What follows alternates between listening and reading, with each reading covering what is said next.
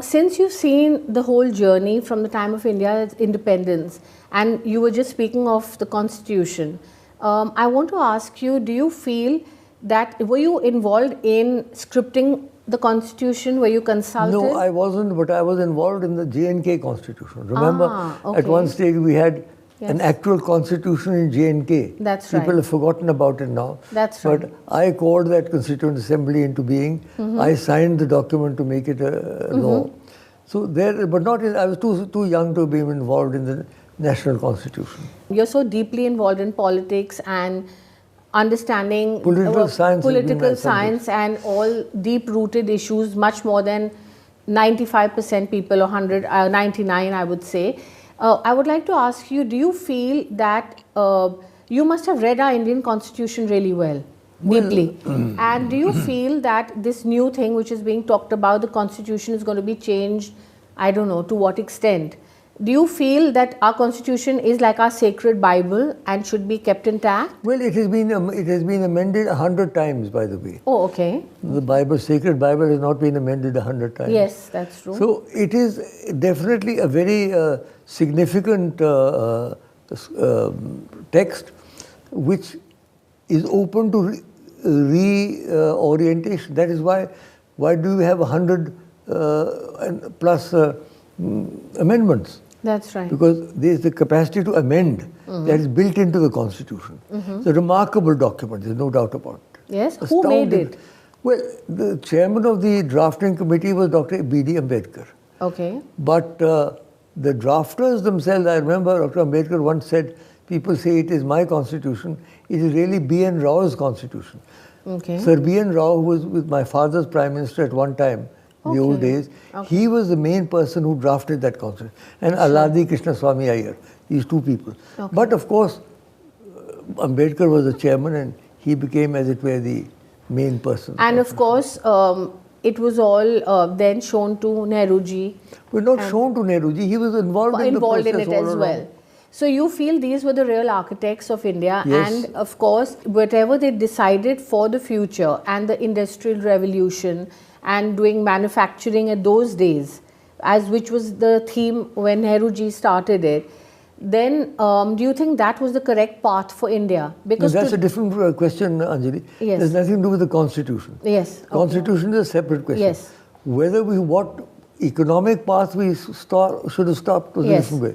I think Jawaharlal Ji thought that until we have basic industries, we can't really become an industrial power. So he gave great importance to railways and to those sort of infrastructures, heavy industries and so on.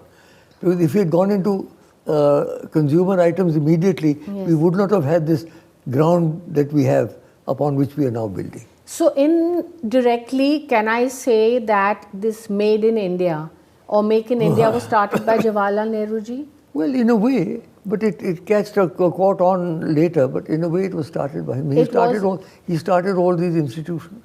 Institutions, yes, academically, but also what about like banks, nationalizing banks? That was done by Indira Gandhi, not by Jawaharlal Nehru. So all these foundations today which we stand on are built by a lot, you would say, by Nehru ji and a lot by Indira ji. Yes, but Indira ji, in fact, now they've all been re-privatized. Yes. Indira ji took some rather drastic decisions at one time. Yes. And not all of them were very good, but still she won elections on them, which is the big thing. Yes. So that is an entirely different discussion, Anjali, what economic policy we should have done. Yes. That can't be answered in a single question. But coming back to the question on Constitution, do you think it should be as is right now, it's on the right track, or do you think minor changes is okay, but not too much? It is a remarkable document. Mind you, the big thing is Supreme Court. Now, if you make changes which are against the basic structure, if you remember Keshavanand Bharati case, where the Supreme Court by 7 judges to 6 laid down the concept of a basic structure. They didn't spell it out, but they said anything against the basic structure of the Constitution. Now, what is the basic structure? Obviously, federalism, obviously democracy, obviously freedom of the press, obviously fundamental rights. And these are all basic structures. That's right. They can't be changed. Yes. So if anybody tries to change a basic structure, it will be shot down by the Supreme Court, like they shot down, for example, these electoral bonds. Yes. So, we have that built-in mechanism. Yes. That's the glory of this constitution. Yes. Indira Ji tried to change it, she changed everything. When she lost the election, everything had to be brought back. Yes. Okay. That was an effort to totally destroy the constitution and make it an individual sort of based constitution that failed. Right. So there may be changes, but I don't think that this fear of a drastic change in the constitution is likely. You never know what happens, but still. But do you think, you've read it deeply, so do you think there doesn't really need change now? Because a lot of people are getting worried, and they don't say it openly, like businessmen and industrialists and different bodies, that if certain things are changed, it will affect their lives and their functioning of their businesses. Well, it really depends what things they're talking about. Basic things, I think, will not be changed. But we have, for example, this question of sexual harassment of women and of children. Mm-hmm. That was the new law that was brought in. So you could call it a change. Yes. It changed the Marriage Act has changed. So it's always open to change. Constitution is a remarkable document. It's not a static document. It's a dynamic document. Okay. Okay. Another question I would like to ask you is, you've been in the Congress for so many years and everybody talks of it as it's been the political force for the last 70 years and the last 7 decades or maybe more. Like you worked with Sonia ji, Rajiv ji, Indira ji, Nehru ji, Rahul ji. What is the difference in their style of functioning? Again, you asked me that earlier and I said to you that there is no fixed style of a Prime Minister. No, they were not Prime Minister. Rahul has not been Prime Minister. Sonia ji has not been Prime Minister. No. I mean, the difference of in running the party or way of functioning in the party. Functioning is something entirely different. Yes. That is a different setup altogether. Some people were hands-on, some people were hands-off.